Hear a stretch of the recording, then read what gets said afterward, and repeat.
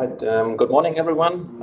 My name is Nils Thomé. I'm working for Schrick, which is an automotive supplier, but most of the time I'm supporting Burkhard in aerodynamic topics. And Vangelis mentioned it. One thing is to generate the mesh and the other one is somebody has to calculate it.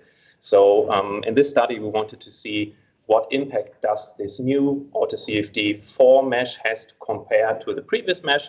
And this we did only for case 2A. So let's have a recap on what has changed. So first of all, we all know that the floor around the car was not fine enough. Also, the offset of the wheels needed some more increase and improvement. There was a wish for better curvature refinement at the front of the car and also at the seals for the windshield, for example. And one important thing is that now the plinths, so the grooves at the tires are open, which is more like a change in geometry. So basically we have sort of a new configuration here. And yeah, some overall quality criteria are improved. So this all sums up to around about 30 million more cells. And yeah, like I said, mostly mesh changes, but also one important geometric change. So let's have a look in visualizations. So you all see in the upper left, you see the floor refinement. If you compare the left and the right picture, you see a bit there's some changes in the offset in front of the car. And in the lower pictures, you can see this curvature refinement. This is definitely important. Furthermore, we have this increased offset refinement around the wheels. And on the right picture, you can see again what has changed on the floor. And yeah, the probably most important change is that we have now these open grooves.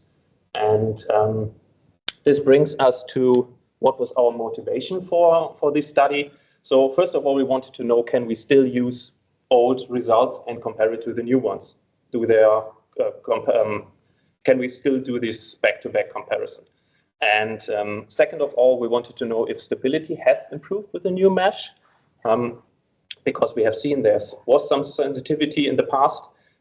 Then, of course, this plinth effect, when we're opening the grooves, is this more like the dominant driver in change of results? And on the upstream mesh, experience in the past has shown us that this could be pretty sensitive. So we wanted to double check. And then one thing, when Vangelis created this new mesh, he changed also the refinement on the surface of the geometry, which was the input for the volume mesh. And we wanted to know, does this transfer somehow then and impacts the results? So let's start with the comparison, the new mesh versus the old mesh with all the changes combined. So on the left side, you see results for the new mesh. On the right side, you see the old mesh. And we can say there are some differences, they are moderate, but we got 2 counts in drag, we got 80 counts in front lift and 2 counts in rear lift. And then of course it's interesting, where does this occur? So here we see CD development over X. We have in blue the new mesh and in green the old one. And on the bottom you see a delta plot where we can see where it happens. So definitely it starts already at the front wheels. It increases in the wheel wake, and then we have here, either at the wheels or the windshield separation, we got some recovery, and at the end, yeah, this is what we got. So let's have a closer look. But first of all, I talked about stability, and we have here a stability plot. The blue one is our new mesh, and the green one is the old mesh. And you can easily see that we had some issues, especially at these lower run times. With the old mesh, it was definitely more volatile.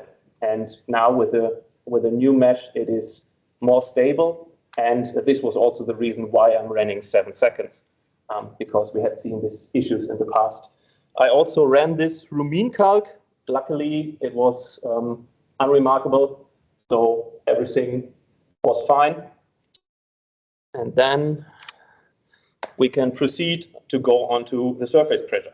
So we got here the absolute CP at the top edge. So we have upper and underbody center line, we have the sidewall, and we have the underbody off center line. And I think in general, we can say that the trend pretty much looks the same. So it doesn't change with a new mesh in general, but we can see some local effects, for example, at the sidewall, which is probably expected due to the open grooves. We see something in the underbody, but we have to say that this probe 625 is pretty sensitive, and this is why I marked the position in the picture over there. So you can easily imagine that at this position, we have a pretty sensitive probes. So let's have a closer look into the deltas. For the deltas, again, we have to keep in mind that some probes are just really oversensitive. This is something we have seen in many studies and many experiments. So, for example, the cowl area, and like I said, this probe 65.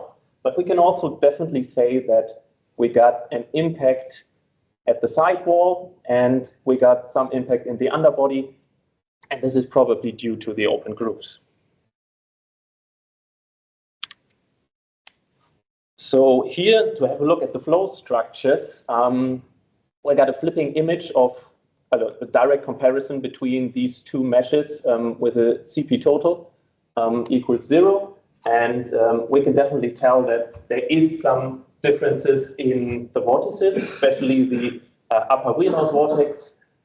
We have also the wheel wake vortices in front and in the rear. And then the saturation at the windshield at the rear is definitely changing. And there we know, for example, that we have a change in curvature refinement. So that should be visible. And for that, I picked this delta CP plot.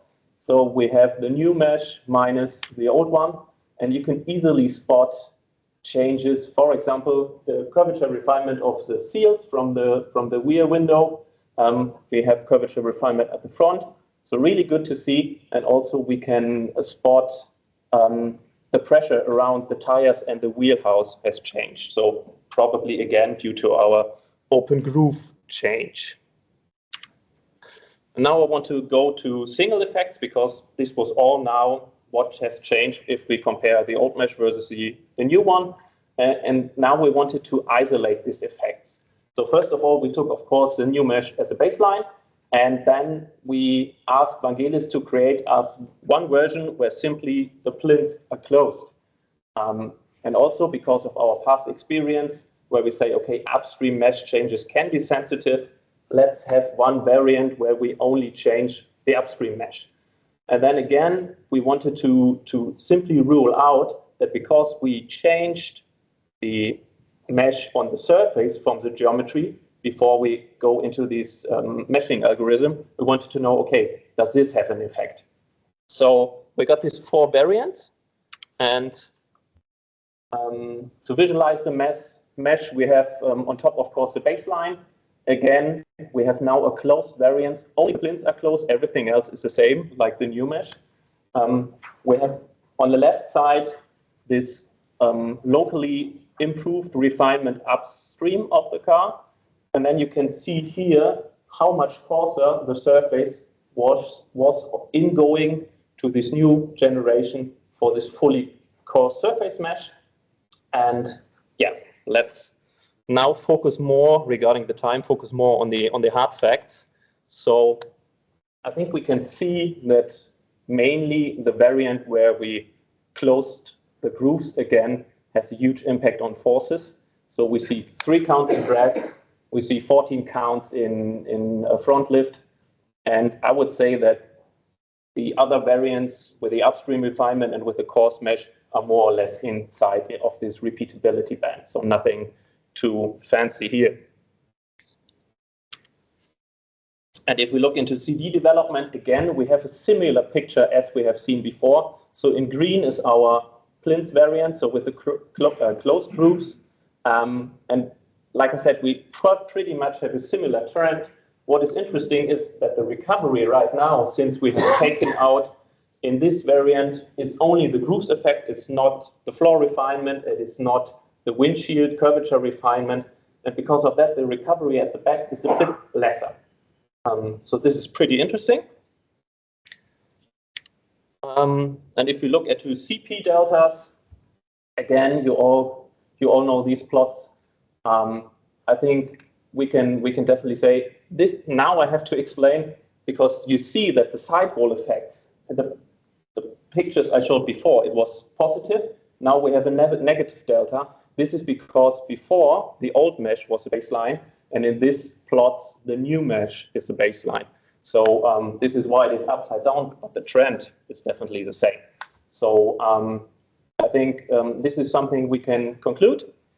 And to sum it all up, so in general, we can say that the overall trend in pressure remains the same. So we can still use our results for back-to-back comparison. We only have to keep in mind, okay, wheels are probably a bit different. So these open groove results take round about 3 counts in drag. If we only have, if we compare old to new, then it's more about 2.5. But definitely this is a strong impact on the wheel wax. So this is more a geometrical change, like I already said. It's not just a mesh change. Regarding the upstream mesh change and the cursor surface, we can say it is in our study here, it was neglectable. That doesn't mean it is for your solver or your mesher. So with other tools, it could be a different outcome. So definitely we have to keep in mind and be careful that this could have an influence. So, and in general, yeah, stability was improved with the new mesh. This was something we've seen in this study, but also in other noise factor studies we will talk about tomorrow. And with that, I would say that the new mesh definitely improves the quality and resulting in a robust mesh. So thanks a lot for the TFG. Thanks a lot for Vangelis to create these meshes. And yeah, thanks to the audience. And let's have further discussions offline now when you have questions, or maybe in the pause with a coffee. Thanks a lot.